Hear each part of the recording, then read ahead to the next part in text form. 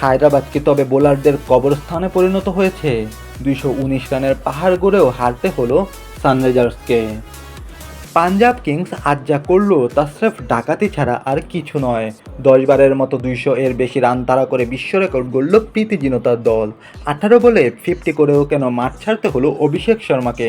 চলুন দেখে নেই আইপিএলের ইতিহাসের সবচেয়ে বিতর্কিত এই ম্যাচের আদ্যপ্রান্ত। টস হেরে ব্যাটিংয়ে নেমে হায়দ্রাবাদ আজ যেন খুনে মেজাজে ছিল। পাওয়ার প্লেতে মাত্র 18 বলে অভিষেক শর্মার 50 দেখে মনে হচ্ছিল আজ 300 রানও পার হবে। 105 রান বিনা উইকেটে।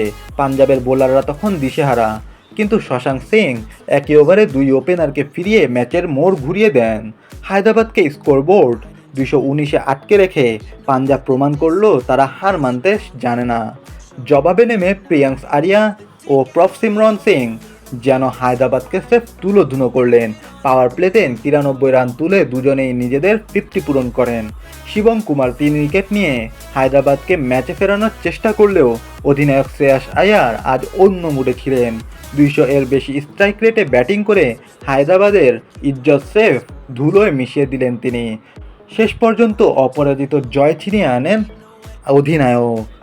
আপনার কি মনে হয় হায়দ্রাবাদের এই হারের জন্য আসল দায়ী কে? অভিষেক শর্মার পর অন্য ব্যাটারদের ব্যর্থতা, নাকি পাঞ্জাবের দানবীয় ব্যাটিং? 219 রান করেও কি কোনো দল এভাবে হারতে পারে? আপনার মতামত কমেন্টে জানান।